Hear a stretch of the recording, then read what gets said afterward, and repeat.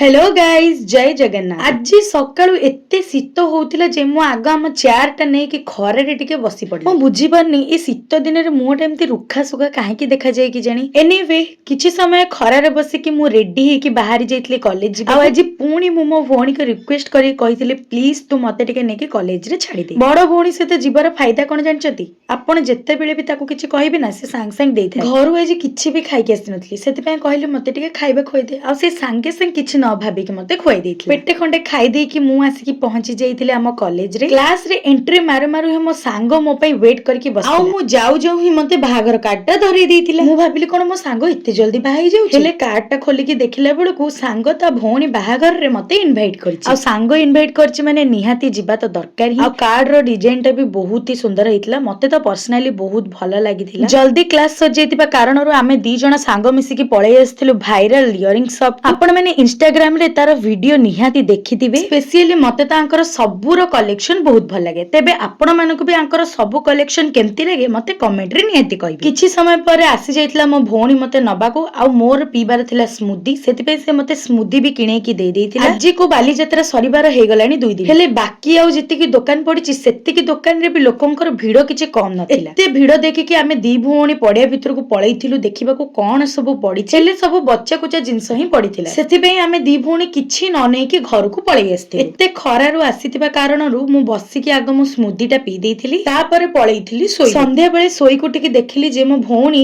समस्तक पय गोटे सुंदर नूडल्स बनै देइथिले। सेति पे मु खाइ देइ कि बसी पड़िथिले पाठ पढिबाकू कारण आ मात्र 5 दिन रहिला हम exam. Okay bye bye. Video टा पसंद आस्थिले गोटे लाइक कर देबे।